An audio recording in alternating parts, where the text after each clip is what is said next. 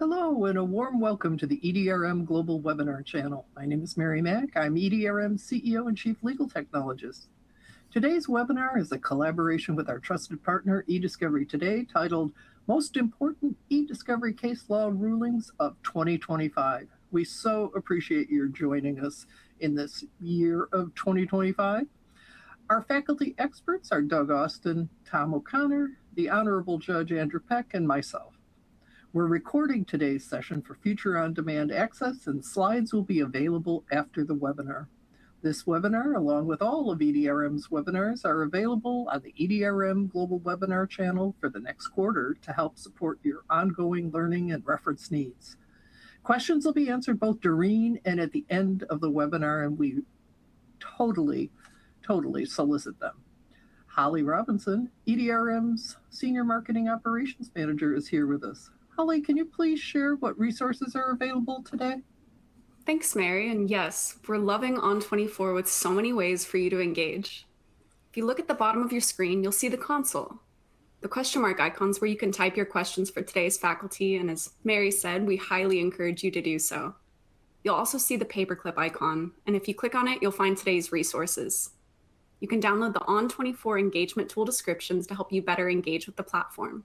You'll also find a link to subscribe to the eDiscovery Today blog. It's a great way to stay informed every day. There's also a link where you can learn more about the Honorable Judge Andrew Peck and how you can engage with him. There's a link to participate in eDiscovery Today's 2026 State of the Industry Report Survey, and we encourage you to take a few minutes to share your perspective. Right below that, you'll find a link to two books from Tom O'Connor and Next Point. The first is their newest release, Artificial Intelligence for the Rest of Us. And you'll also see their earlier collaboration, eDiscovery for the Rest of Us. There's also a registration link for next month's case law webinar, Important eDiscovery Case Law Decisions for January 2026, taking place on January 20th, and we'd love to have you join us again. And finally, there's a link to register for Beyond the Prompt, Assessing the Discoverability of AI Prompts and Outputs, also occurring next month. If you'd like to learn more about today's faculty, click on the speaker bios and they'll pop open with more details about our presenters. And just like on Zoom, you'll see the smiley face emoji and lots of other reactions. We highly encourage you to use them throughout the webinar. Finally, click the LinkedIn logo to follow EDRM and eDiscovery Today on LinkedIn. Back to you, Mary. Thanks, Holly. And all opinions expressed here are our faculty's own, not those of their firms or clients, and no legal advice is being provided.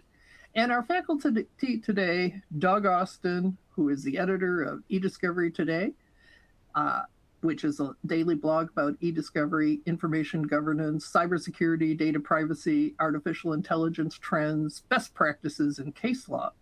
Doug is an established eDiscovery thought leader with over 30 years of experience providing eDiscovery best practices, legal technology consulting, and technical project management services to numerous commercial and governmental clients.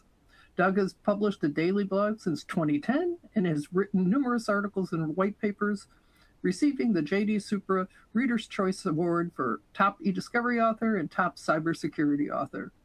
Doug has presented at numerous events, webinars, and the best of conferences. Tom O'Connor is the director of the Gulf Coast Legal Technology Center. He's also a nationally known consultant, speaker, and writer in the areas of computerized litigation support systems. Tom's consulting experience is primarily with complex litigation matters where he's worked with firms of all sizes. And he's also been appointed as a technical consultant by various federal and state courts on cases dealing with large amounts of electronic evidence. Tom hosts with Rocky Messing the eDiscovery channel on YouTube and is the author of Artificial Intelligence for the Rest of Us and eDiscovery for the Rest of Us, the Checklist Manifesto. And the Honorable Judge Andrew Peck is a Band 1 Chambers-ranked senior counsel at DLA Piper, serving 23 years as a United States Magistrate Judge for the Southern District of New York. Before his appointment to the bench, Judge Peck was in private practice for 17 years, focusing on commercial and entertainment litigation, including copyright and trademark matters, with extensive trial experience. At DLA Piper, Judge Peck advises on IP and also serves as a resource for the firm and its clients on litigation strategy and discovery issues, information governance, and cross-border discovery from a judge's perspective. Sought out as a conference speaker concerning eDiscovery issues, Judge Peck has been retained to serve as a special discovery counsel to clients and law firms and to submit expert reports on eDiscovery issues. And EDRM for this year and every year is always grateful to these three gentlemen for their service on the EDRM Global Advisory Council. And Doug, do tell, do we have some holiday discussion? We do indeed, Mary. Welcome everybody to our December case law webinar on the EDRM network. As always, we do have 6 cases to discuss this month, and these cases are the ones we've deemed to be the most important cases of 2025. We're doing something different, a bit different this year in identifying the case of the year in several categories, and we also will list several other important cases at the end. Of course, we do welcome questions, and we'll try to get to as many as we can. And we'll send out a copy of the slides after the presentation, which have links to the most cases we've ever provided in a slide deck. So look for that too. Of course, as Mary mentioned, any ideas expressed by us here today are our own, not those of our organizations, clients, or partners. If there was such a thing as a disclaimer of the year, it would probably involve Charles Oakley basketball buttons. Oh. Ouch. Indeed. Here's a quick note about the webinar format and sources of cases. This is the latest in a series of monthly webinars about case law, and the cases we discuss each month will be those covered on eDiscovery today. We provide links to each of the stories about the cases, which in turn have a link to the actual case ruling where you can check out the full ruling itself. These case law rulings are available courtesy of Minerva 26, which is a great resource not only for case law, but also for federal and state rules, checklists and forms, and a glossary of legal and eDiscovery terms. Minerva 26 has 44,850 lifetime federal and state case law rulings, and they add as many as several hundred cases a month. Minerva 26 is the definitive source for eDiscovery case law out there. One more thing, quick shameless plug warning. The eDiscovery Today State of the Industry Report survey is currently active, as Holly mentioned, and we encourage you to participate.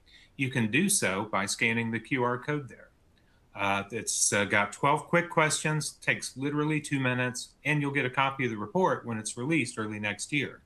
You can also get the report and all reports we publish by subscribing to eDiscovery Today via those screenshots you see in the top right and bottom of each blog post. And better yet, do both, as you'll get the 2025 report before it goes away and the 2026 report when it's released. So with that said, let's get into the cases. We used to cover hyperlinked files cases at the end of a webinar, but we found that we were shortchanging the time to discuss them and address the many comments and questions we tend to get, so now we cover them at the beginning. This choice as our hyperlinked files case of the year may be a game changer. In it, plaintiffs requested a copy of Google Drive hyperlinked documents as they existed at the time when emails were sent. Defendants asserted that Google Drive documents are designed to be modified by users over time, so it was highly unlikely any technology, including plaintiff's program Forensic Email Collector, would find them as they existed at a certain point in time.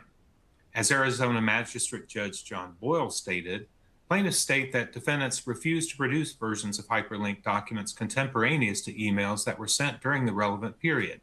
Defendants only offer the current version of those documents that may differ from what the parties to the emails saw at the time because of edits made over the course of the ensuing months and years. This inhibits plaintiffs' ability to establish who knew what and when.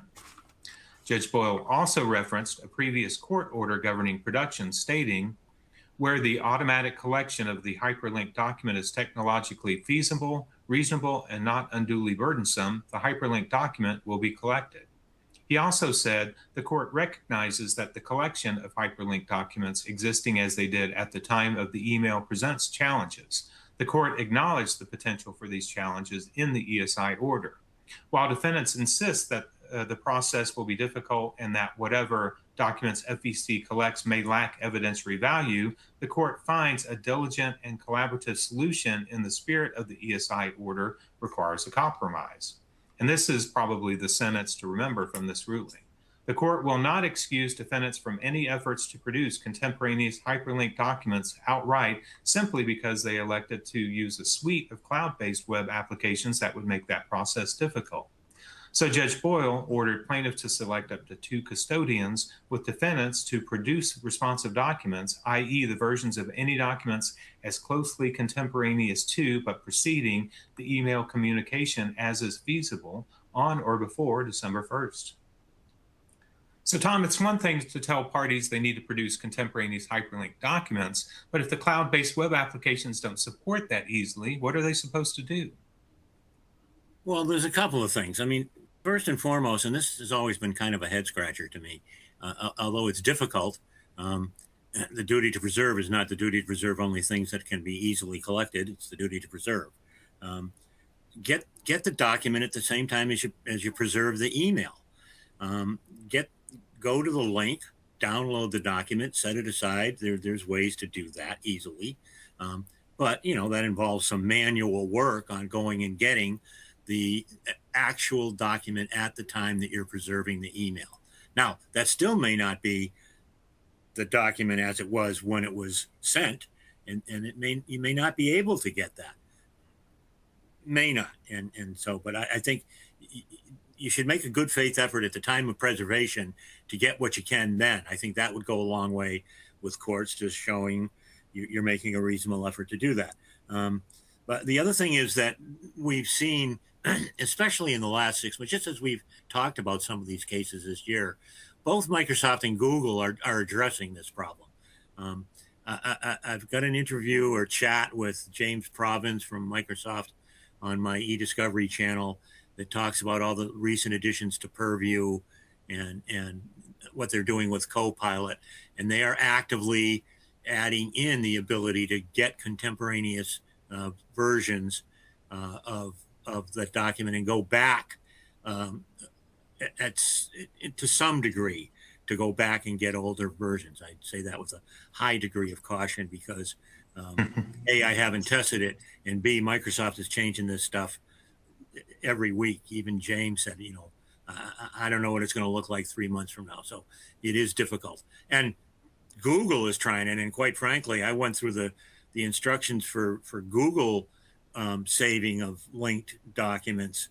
And I went through it twice. And at the end of reading through that thing, I wasn't even sure that Google was in the electronic document business. It's completely befuddling.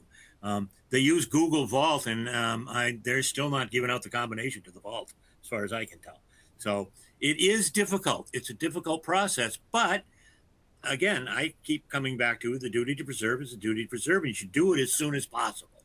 Do it as soon as you're preserving the documents. The last thing, of course, is what the judge talked about is don't butt heads over this. Let's have a compromise and figure out how to do this. We've talked on several other presentations about a firm I work with out in San Francisco, the walk-up firm, that they put it into their protocol. They sit down with the other side and say, we're going to identify a limited number of these documents.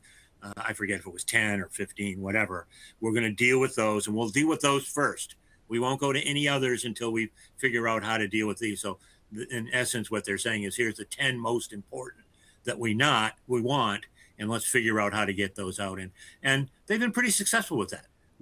Both sides have been able to say, yeah, that's a good compromise solution, and they've worked through it with that. So I think they'll, in essence, make an effort to do something. Don't just say, oh, we can't do that. Yeah, agreed. And seems like compromise is the watchword for cases involving hyperlinked files, and addressing it in the ESI protocol early is definitely the best way to get it out there and get it in front of it. So Judge Peck, given the challenges we're seeing in producing contemporaneous hyperlinked files, do you agree with Judge Boyle's ruling to order defendants to produce them to the best of their ability? Yes, but I mean, I think it's a good idea in theory, without knowing how cooperative the lawyers have been on this case in, prior appearances before the court. Is it going to really work, or is it just going to mean that they're going to be back before the judge in 3 months or whatever with, was it a good faith effort? How much did it cost? Can it be, So are the lawyers likely to be reasonable or not? The other point I would make is companies are in business to do business, not, to be ready for litigation if they ever get sued. I don't know what Carvana's profile is for how many lawsuits they have or any of that, but there's no evidence that they were doing this in such a way as to make life harder in litigation. They just weren't getting ahead of things. So, are they being reasonable across the board? Being reasonable and cooperating is, the best way to avoid problems here. Yeah, absolutely. And the challenges continue. So certainly this was, like I say, I think a notable case. So Mary, do you think this case will spark a trend where courts not only expect parties to be able to produce hyperlink files, but also contemporaneous versions of hyperlink files? Well, I think spark is a good word. Trend, I think, is ambitious. I feel like this is like a spark that could turn into a smolder, maybe. But the factors that make this one different, there was an agreement between the parties. It was specific and covered the technologies by name. It required reasonable best efforts, which is a fairly high standard commercially. It was entered into a court order, and the producing party just said, nah, it's too hard. So I don't know that this, this is a bellwether that's going to totally change everything, but it is a stake in the ground that practitioners can use. And even with all of that, they still only got 2 custodians with a possible extra bite at the apple.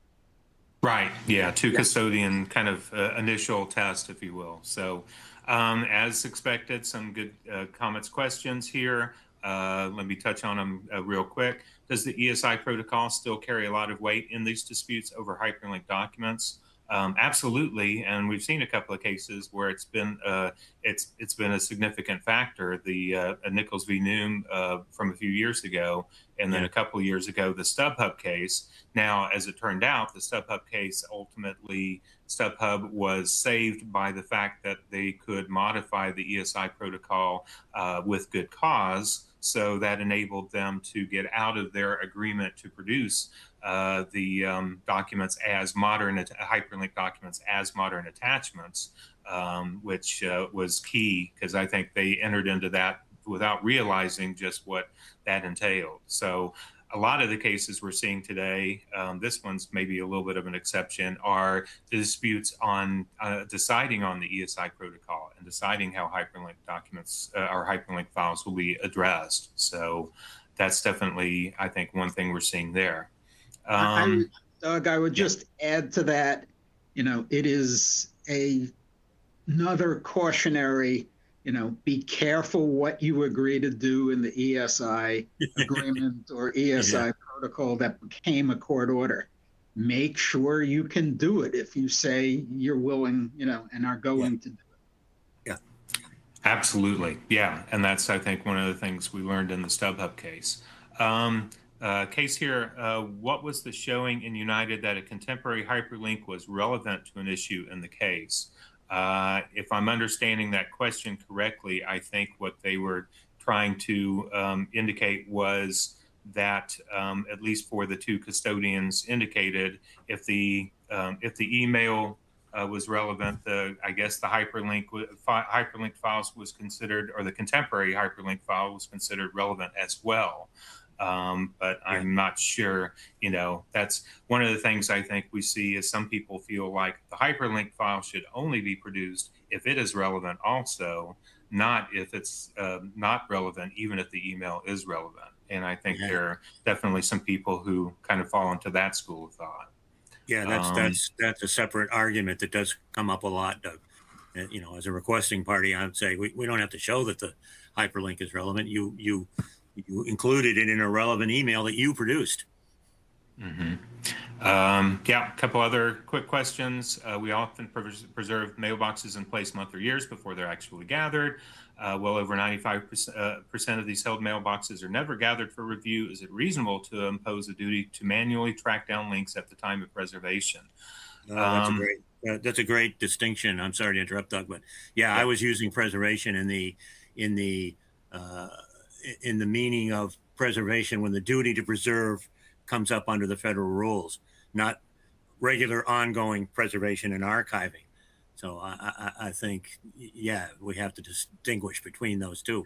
People may be preserving those emails and those custodians for a long time. Great distinction there.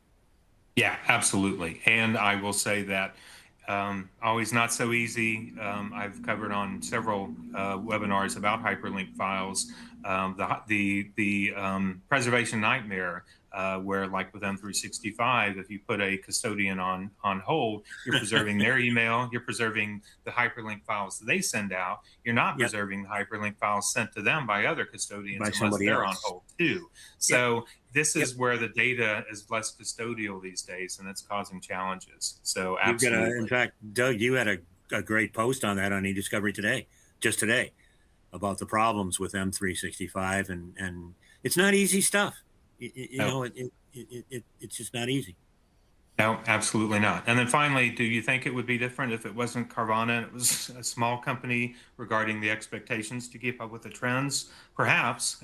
We certainly have seen these cases involve larger companies, and many of them have been the in-ray type of cases that are class actions or multi litigant type of cases. So definitely, I think that can be a factor as well.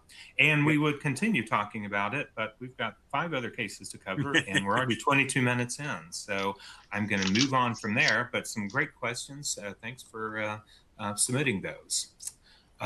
So enterprise solutions are another modern data source, but they don't always make discovery go as smoothly as they could. And that's true in this case, where Match Group provided additional materials to the FTC 3 months after the discovery period closed, consisting of emails that had not been previously disclosed. They acknowledged that the discovery was responsive to the FTC's request and stated that its failure to produce the material during the discovery period was the result of a technological glitch in its archival system, which preserved files from M365 and advertised in its interoperability with M365 that it discovered late. Using a different backup system to identify those responsive documents that had been missed, Match Group found and produced close to 500 documents after the discovery period. Match Group didn't oppose the FTC's request for extension of its page limits on its reply brief and agreed that the FTC could use the late produced documents in an appendix to the reply. But the FTC still moved for sanctions, requesting the court prohibit Match Group from using those documents at trial, either affirmatively or in response to the FTC's use of them. Texas Magistrate Judge Brian McKay found that Rule 37D1A2 does not apply to the circumstances present here because it applies to a complete failure to provide any response to discovery at all. He also stated the court concludes that Rule 37C1 allows the company to avoid exclusion by showing that its failure to produce was substantially justified.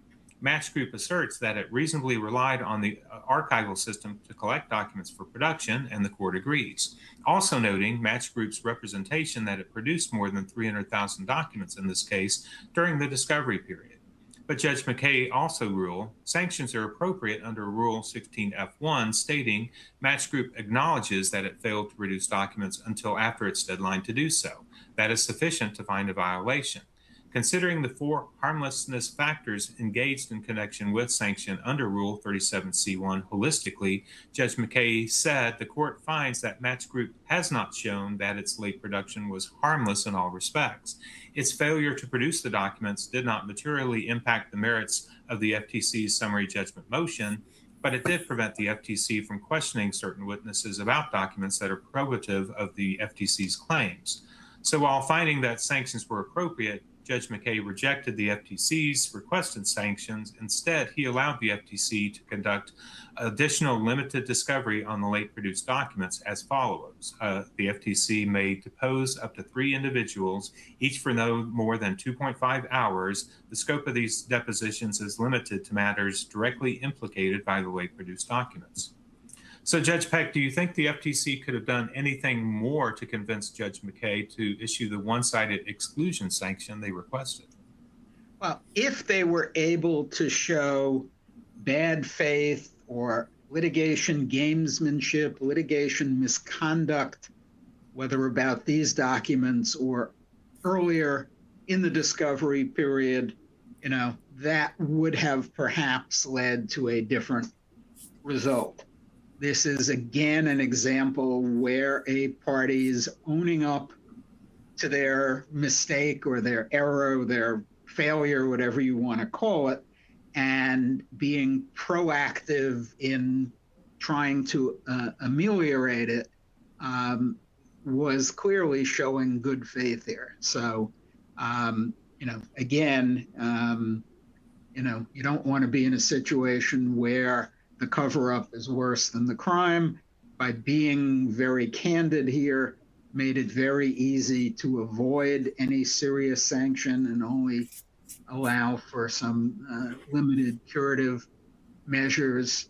But if the facts had been otherwise, I think there would have been more likelihood of preventing Match Group or its counterpart in a similar case from using the documents. Yeah, and we cover so many cases of parties doing things wrong. This is one of the reasons I love this case is Match Group did the right things here. It was prompt in identifying the issue, prompt in reporting it, prompt in addressing it, and I think all of that made a big difference. So definitely, this is a great example of how to handle a situation like this cooperatively. So, Mary, what advice do you have for our audience to ensure that their systems are preserving and retrieving the correct documents? Well, my first thing is not a workflow issue, but it is just an adage. Do not rely on the marketing documents when you're making assertions to the court or to your requesting party. You definitely need to test the system. So having a known test bed of data to put through your systems in terms of validating them is just a key recommendation. And then don't just test the system, test the system with your end-to-end workflow. That's known as change management. You repeat that whenever new hardware, connectivity, or software is installed. And I had a QA colleague tell me that his mantra was, if 1 pound of email goes in, 1 pound of email should come out. That's a great way to put it. And absolutely, yeah, testing those systems. In this case, they identified documents while working on, or the problem while working on another case. So yeah, it's definitely notable here. So Tom, we've touched on this. We see a lot of instances where parties try to hide their mistakes in discovery. So what can we learn from how Match Group handled their technical glitch in their archival system here? Well, I think you just said it, and the court emphasized it. Reasonable. The company. This is a quote. The company's reasonableness and diligence in fulfilling its discovery obligations in connection and remediation of the problem once it was detected. End quote. They discovered the problem, they reported it, and they acted accordingly to make sure that the documents were produced. And I think the court recognized that and felt that that attitude went a long way towards how not only should it have been handled, but how they felt it was handled correctly here. Yeah, absolutely. Judge Peck said it best. The cover-up is always worse than the crime. And we've covered many cases where the cover-up was worse than the crime. Here, they got it out in the open and addressed it promptly. And that was key. So, all right, we'll move on to our next case, which could have been the case of the year in a couple of different categories. Another one of my favorites. And it shows why it's a good idea to watch our case law webinars. The central issue here was whether defendant Revance had possession, custody, or control under FRCP Rule 34A over the personal devices of its employees used under the BYOD policy, thereby requiring Revance to search and produce documents from these devices. Allergan argued that the Revance employee handbook supported compelled searching of personal devices. Revance countered that the handbook's search policy only applied to company property, and the definition of computers explicitly includes other company-owned items, limiting its scope to company-owned devices. Allergan also cited various provisions of the BYOD policy to argue that these provisions, when read together with the handbook, gave Revance control of the employee's personal devices and allowed Revance to search them, including that the mobile device may be remotely wiped in certain instances. In response, Revance argued that the BYOD policy is not as sweeping as Allergan claims, and that permitted business activity on personal devices was limited to conducting Revance business on the mobile device only via the user's Revance email account and Revance IT-approved email application. Tennessee Special Master Todd Presnell noted in a footnote that the party's briefing indicates that Allergan chose not to issue Rule 45 subpoenas directly to the subject employees. In considering the motion to compel searching of devices, Special Master Presnell cited a case we covered almost 3 years ago, In re Pork antitrust litigation, where a similar BYOD policy did not grant the employer control over text messages on personal phones because it did not explicitly assert ownership, control, or the ability to access personal text messages. But the requesting parties also, in that case, issued Rule 45 subpoenas directly to the employees to get access to the text messages when their request of the producing party was denied.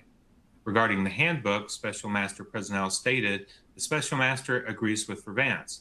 The handbook's definition of computers includes desktop computers, laptops, handheld devices, including but not limited to smartphones and other electronic tablets and cell phones, and other company-owned items. Regarding the BYOD policy, Special Master Presnell stated the Special Master agrees with Revance.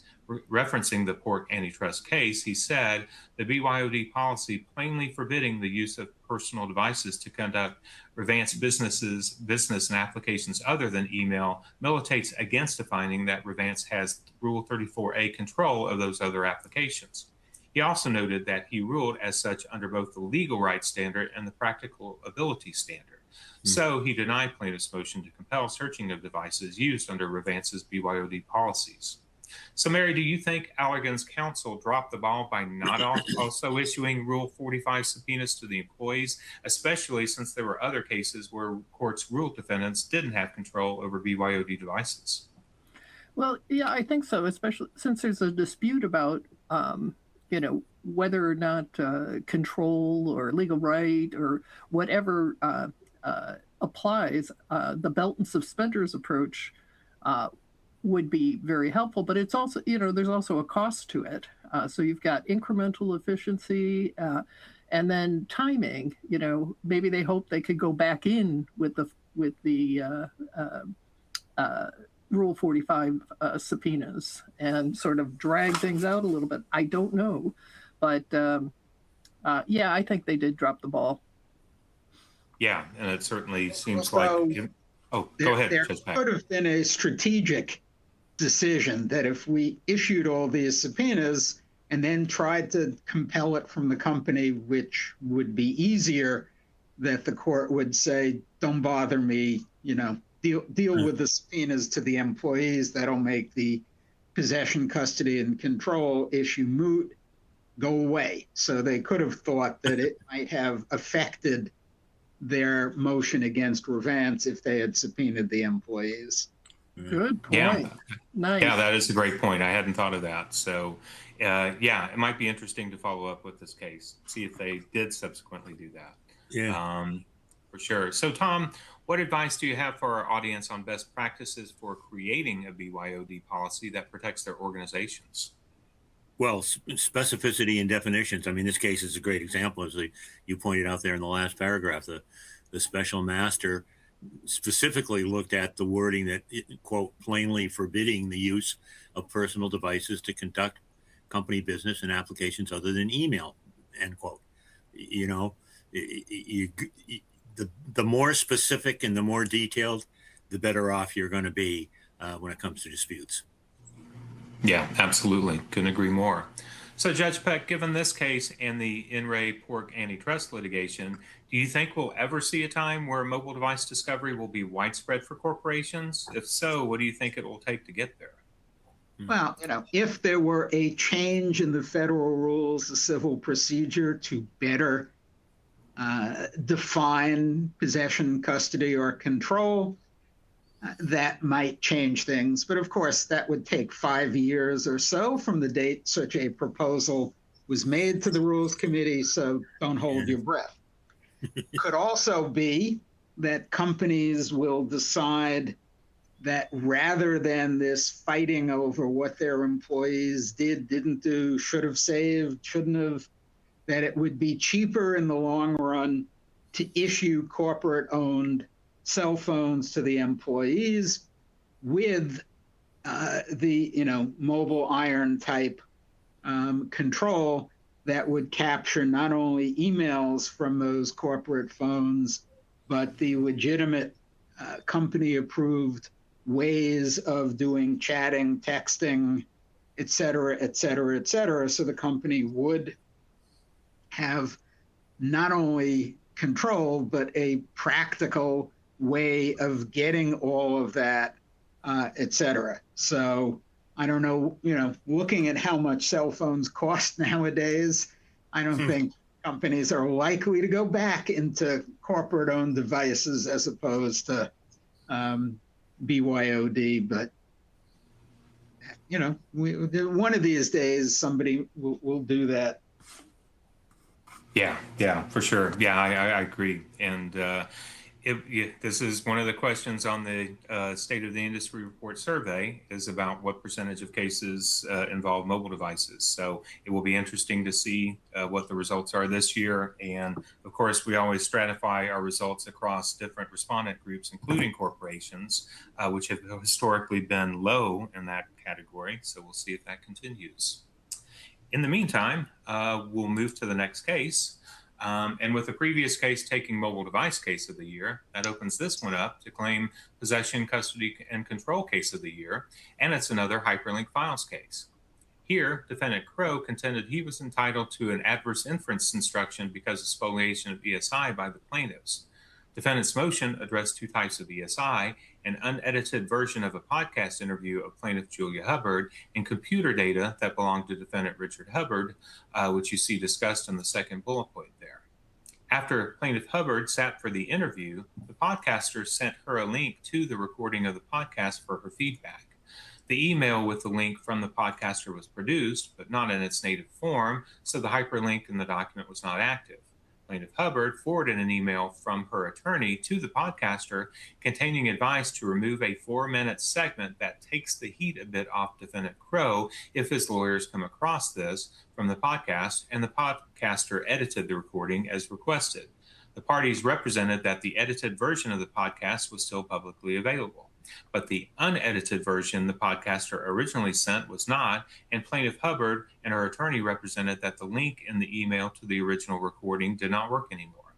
Neither defendant Crow nor plaintiffs took steps to ascertain whether the podcaster or anyone else still had the original version of the recording.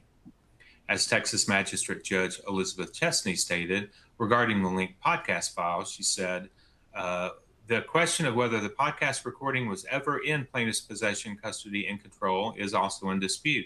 It appears that the email with the link to the recording was sent to plaintiff Hubbard, who forwarded it to her attorney during the time period covered by defendant's discovery requests, and that the email and the recording would be responsive to those requests. Plaintiffs did produce the email, but did not produce a copy of the podcast file linked in the email. While the recording may have remained in the custody of the podcaster and merely streamed by plaintiff Hubbard and her attorney, by asking the podcaster to delete a portion of it, plaintiff Hubbard arguably exercised control over the file. But for her request to cut a portion of the recording, the entire recording would have been available instead of the publicly available version, which is the edited version. Plaintiffs contend that plaintiff Hubbard and her attorney did not have control over the file and were merely asking that a portion of the podcast not be aired, not that any portion of the master recording be deleted. But the email itself refers to making cuts and is not phrased in terms of what should broadcast. So plaintiff's alternative reading is not the most plausible one. To avoid the possibility of sanctions under Rule 37E, plaintiffs are directed to contact the podcaster to see whether it is possible to obtain the original version of the file. Alrighty then. So, Tom, since the podcaster is a non-party here, do you agree with Judge Chesney's ruling to have the plaintiff request the unedited podcast, or should the defendant have to do so instead via third-party subpoena? Well, I think it's important to remember we're talking here about trying to, quote unquote, replace, if you will, a document that supposedly has been deleted. That is, the goal is the document, in this case, the podcast, is it irretrievably gone and not available from any other source? So the court is directing that they, in the exact words were, contact the podcaster to see whether it's possible to get it. And I think Judge Chesney's quote in the holding was, it's not clear that, this is a quote, it is not clear that the requested ESI is not replaceable or restorable. The podcaster or her company may still have a copy of the original recording, and the defendant's forensic specialist may be able to restore the files on the corrupted SD drive. So I think what the judge is saying here is, let's exhaust all the issues of, can we get this from another source, including contacting the podcaster. I think that's appropriate. Yeah. So Judge Peck, do you agree with Judge Chesney that Plaintiff Hubbard exercised control over the file simply by asking the podcaster to delete a portion of it?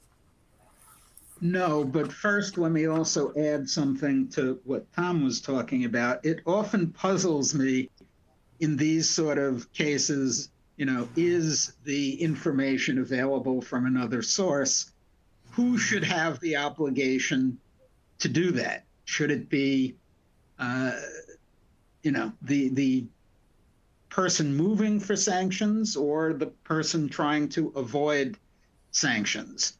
I think Judge Chesney here just took the, practical approach of, clearly Hubbard has some communication with the podcaster, so let's see if that's the easier way to find out if the unedited podcast is available. Other thing, just because we're in possession, custody, and control, and hyperlink mode, all the hyperlink cases deal with hyperlinks within the enterprise, not hyperlink to external material. So, that's interesting. But to directly finally get to your question, I don't think that there's any control here, certainly under the legal right test, but even under the practical ability test, I don't think so. We've all been interviewed on podcasts, or at least you guys do podcasts. I don't think letting somebody review the video of the podcast or the oral podcast to see if they said something they shouldn't have, or they don't like the way their voice sounds or whatever, I don't think that makes that person have possession, custody, or control, whether they've asked for editing or not. So Yeah, I agree. And absolutely, I think one of the things that's notable here is this is a hyperlink file not within the enterprise, which is different than M365 or Google Workspace. So obviously, Mary, this case shows that hyperlink files aren't limited to just M365 and Google Workspace. So what advice do you have for our audience on how to prepare for hyperlink files from non-traditional sources? Well, I think Judge Peck said it earlier, and I call it a situation analysis. I think you were calling it litigation profile. Why do you or your clients need to produce any files, let alone the hyperlink files? How often do you need to produce? How many custodians? So definitely quantify your overall risk. And then you might consider adding a question about linking to files rather than attaching them in your custodian interviews.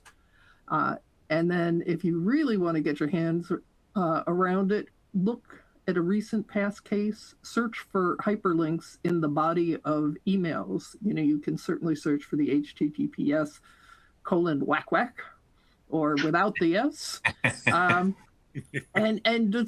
then you can get an idea of where these files are kept, and for how long, what format, what versions. And if you have licensed a platform, look at your license, and can you even retrieve them? I mean, do you have permissions to retrieve them? Do you have the practical ability to retrieve them?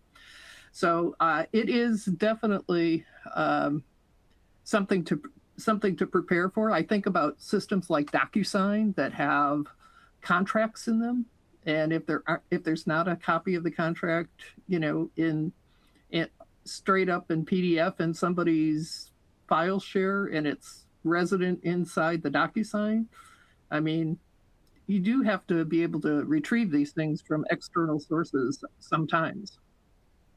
Yeah, absolutely. And I think we're going to see cases that involve other sources besides just the two traditional ones we've seen most of the cases involve. So yeah, definitely an interesting case.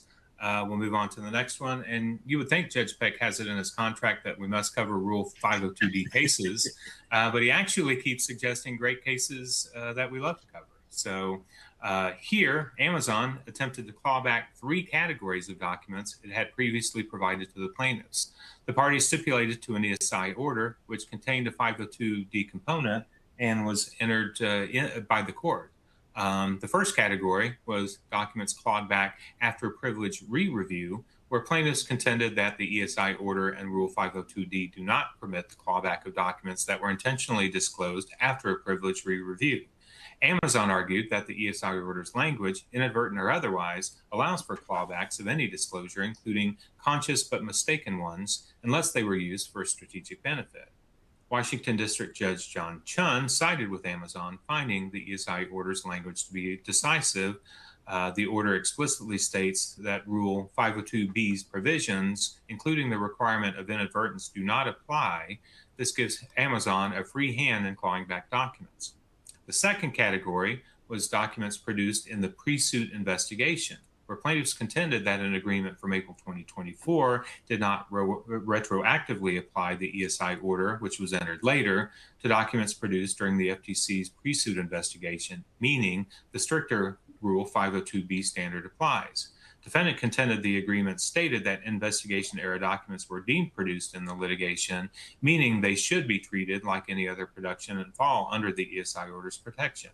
Judge Chun found the agreement's language deemed to produce in this litigation solely as a matter of convenience and in the interest of efficiency was not a concrete directive sufficient to supplant Rule 502B. Because the agreement did not explicitly state the ESI order would apply retroactively, the default standard of Rule 502B governed these documents, of which Amazon failed the first prong because it did not claim the disclosure was inadvertent. The tiebreaker category was documents discussed in depositions, where plaintiffs argued that Amazon waived privilege over 2 documents by permitting questioning on them and waiting hours after their introduction before objecting. Defendant responded that the objections were ultimately raised before the depositions concluded, making them valid and timely, with formal objections lodged within 3.5 hours at both depositions. Judge Chun found that objections made a matter of hours after a document's introduction, but still during the deposition, are considered timely and do not constitute a waiver, so Amazon prevailed on 2 out of 3 categories. If you want the meatloaf reference to that comment, go back to our October webinar for that. So Judge Peck, Amazon didn't get the ability to claw back documents produced in the pre-suit investigation. So what, if anything, can parties do to protect privilege of documents produced before there's a case? At a minimum, there should be a 502E protection, which is to say a stipulation between the parties to the investigation that the equivalent of 502D protection would apply. that here, FTC was the pre-suit investigation. They agreed to have a 502D order in the actual lawsuit. It would not have been difficult to ask them pre-litigation during the investigation to agree to that sort of protection. Might not have been protective in anything involving a different party, which otherwise 502 would give you, 502D, but at least as between the FTC and Amazon, that would have protected it. If you didn't have that, then when the actual litigation began, the 502D stipulation and order should have very clearly stated that it applied retroactively to documents produced in the pre-litigation investigation if those documents were produced or deemed produced in the litigation. Yeah, absolutely. So interesting situation there. Sheila Grillo notes Judge Peck is our 502D sentinel, which I definitely don't think we can argue with that. So Mary, for the documents in the pre-suit investigation, Judge Chun noted that Amazon did not claim, let alone demonstrate in its briefing, that its initial production during the investigation was inadvertent. So another drop the ball question, did Amazon drop the ball here? They absolutely did. They assumed a very, very broad get out of jail free card mandate, and to their detriment for all the reasons that Judge Peck just articulated. Yeah, absolutely.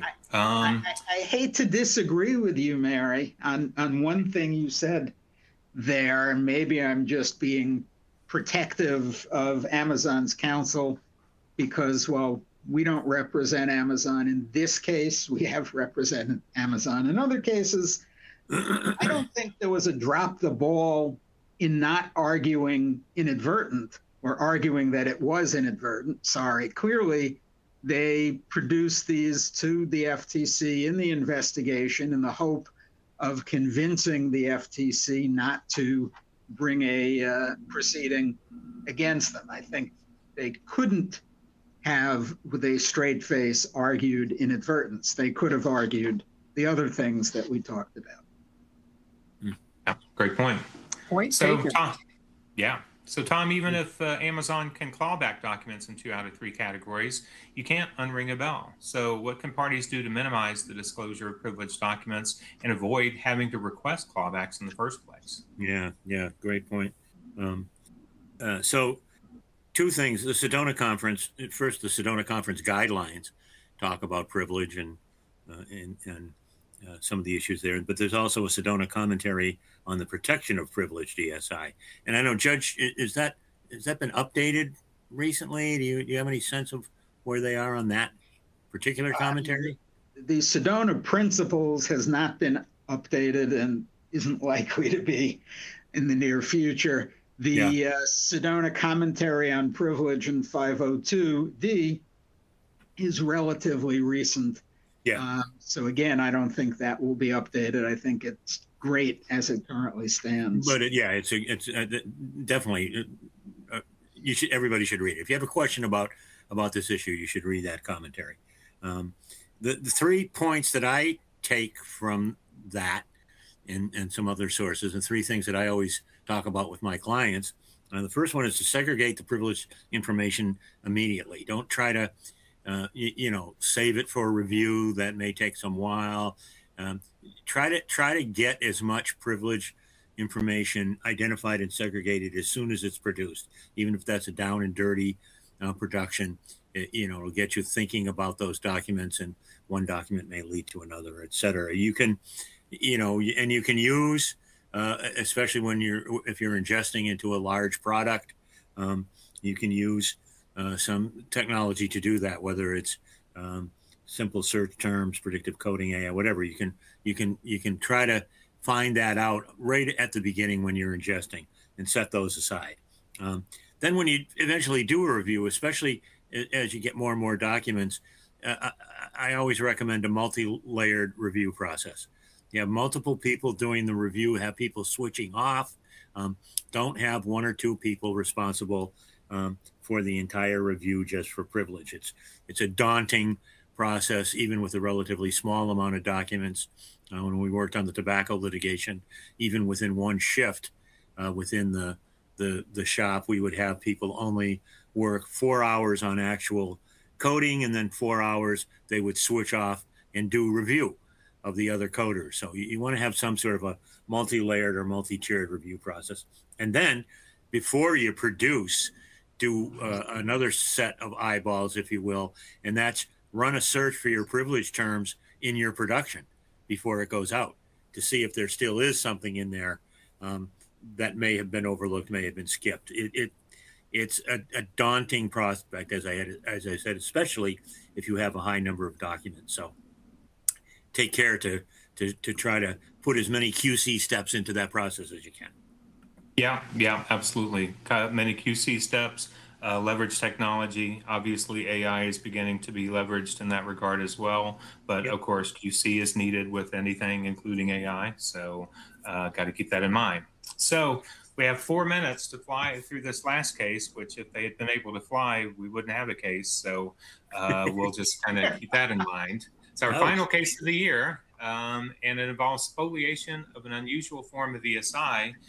It concerned a hot start incident of a 1996 Beech 1900D aircraft and a dispute over how it happened, including that, as I mentioned, the unique forms of ESI. VSE requested spoliation sanctions against Skyjet for failing to preserve the aircraft's cockpit voice recorder readouts. Why? Well, in August 2023, VSE requested any recording of the two starts that are subject of the complaint, and Skyjet responded, none known. But in late November 2023, VSE's Counsel discovered logbook entries stating the FDR and CVR were reinstalled in 2022 after readout, suggesting recordings had existed. Skyjet's Counsel then stated his client told him the data no longer existed. The day before discovery closed, Skyjet's president testified, which was the first time VSE learned that the FDR and CVR had been sent to Logic Air for readouts. Skyjet's president claimed Skyjet never received the readouts back from Logic Air and that no one in maintenance had a copy. The Kansas Magistrate Judge Angel Mitchell found Rodriguez's testimony conflicts with all the other evidence in the record. Ultimately, that evidence included critical emails produced by Logic Air between Skyjet and Logic Air, where Logic Air's production manager emailed confirmation that the downloads are done and recorded on 2 DVDs. They will be in the box with the units. The CVR channels can be listened to with a PC. The one you want to listen to is channel 4. This is the area mic. It's more interesting from the 30-minute mark. Skyjet never produced those emails. Skyjet's conduct, including the, quote, untruthful and unknown discovery response, the evasive and dishonest 30B6 testimony, the fact that it was Logic Air, not Skyjet, that ultimately produced the emails, and the lack of any early initiative by Skyjet to obtain its own discovery from Logic Air, led Judge Mitchell to conclude that Skyjet's actions were beyond the result of mere negligence and demonstrated intent to deprive VSC of the CVR data in this litigation. Sanctions were harsh. An adverse inference jury instruction that Skyjet had a duty to preserve CVR data failed to take reasonable steps and the data was lost. Barring Skyjet pilots involved in the hot start incident from testifying at trial, which was deemed necessary to even the playing field and address the prejudice to VSE and reasonable attorney's fees and expenses incurred in discovering the CVR readouts and in connection with the spoliation motion. Judge Mitchell declined to dismiss the case, but it may have been dealt a death blow of sorts anyway. So, Mary, part of the issue for Skyjet was the quote-unquote evasive and dishonest 30B6 testimony. What recommendations do you have for our audience on how to approach a difficult 30B6 deposition involving discovery shortcomings? Nobody wants discovery shortcomings, and nobody wants to be that 30B6 witness, but certainly consider someone who's not involved in the shortcomings to be that designated witness, someone with a level demeanor, an honest presentation, and then go to work and find out how bad the shortcomings are, see if the ESI can be sourced from other places, what that effort would be, and then consider whether a written document, like a protected work product type of document, could be created and crafted carefully and truthfully, and then create a version to be released if necessary, that includes an inquiry about whether or not intent to deprive can be proven, and are there things to mitigate that, show those other things, and have that witness prepared with them. And of course, have the attorneys prepare the witness with that information, with data, and with some very specific role play. Yeah, absolutely. Those are all great points and great advice. So, Tom, why do you think Judge Mitchell chose not to dismiss the case, given the extreme sanctions she already applied to Skyjet? Yeah, because she had effectively eviscerated it already, you think? Yeah, extreme circumstances. There's a general definition. Extreme circumstances typically where the party's conduct shows willfulness, bad faith, or fault, and when lesser sanctions would be ineffective. So obviously she's implementing some of the so-called lesser sanctions here to see if that is it. And then finally, a second factor, there are generally direct warnings, like we're going to implement dismissal if you don't do this or that. And the judge noted there had not been any such here. So didn't seem that in the judge's opinion, the extreme sanction was warranted. Yeah, evidently. So Judge Peck, one possible scenario that Skyjet engaged in a pattern of obfuscation and dishonesty because the recordings were very damaging to their case. So what do you recommend to our audience on how to handle discovery of damaging evidence in litigation? One, early case assessment. If they had figured this out early in the, right after the case was filed, they might have been able to settle the case much more favorably than once VSE found out, that evidence was destroyed by Skyjet. So learn what's bad early and deal with it. And that may mean settling, earlier and paying more early than you would otherwise have, but less than what Skyjet is going to wind up here at the end of the day. So, know the evidence, deal with it early if possible, but, if you only learn about it later on in the case, do what Match Group did, not with bad evidence, but with missed discovery opportunities, and just be upfront about it, deal with it, don't try to hide it and then get in worse trouble because of that. Yeah, absolutely. Couldn't agree more. We did have one statement from the first case. I'm disturbed to hear judges say that defendants have chosen systems which make it hard to retrieve hyperlinked docs. I'm not aware of any systems that make this simple. And it's certainly a good point, although I think part of this is, a lot of this is because of the move to the cloud and the decision to link to documents instead of embedding them as attachments, which has historically been the practice. So I think part of this is practice and part of this is the systems. We didn't have these types of problems, certainly not at this level of frequency back before the big move to the cloud that so many organizations have undertaken today. So I definitely think that's been a big consideration as a part of this, and it will be interesting to see if other courts have that expectation as well. Really quickly, I wanted to provide a list of on 2 slides of all the other cases we considered that for cases of the year, basically 20 plus cases on these 2 slides, plus the 6 that we covered here. And that's not even half of the 65 cases we've covered this year. So certainly you've got a lot of cases there you all can check out that we've covered this year. And then you can certainly go back to all of our webinars to get to any of the rest of them. And now for our contacts page. And we do have a date for our next webinar after the new year, as Holly mentioned, which is Tuesday, January 20th. So new year, new cases. And with that, I'll say thanks to Mary, Tom, and Judge Peck as always. And I'll turn it back over to you, Mary, to close us out for the year. For the year, my goodness. Well, we want to thank Doug, Tom O'Connor, and the Honorable Judge Peck for this insightful presentation. Thank you to Holly Robinson for producing, and thank you to the EDRM community for your kind attention. If you enjoyed today's presentation, show our faculty some more love. Explore the resources at the bottom of your console and share an emoji or reaction. And we look forward to seeing you next time on the EDRM Global Webinar channel. That is, after you return from a wonderful holiday break. Thank you all. Happy holidays. Happy holidays, everybody.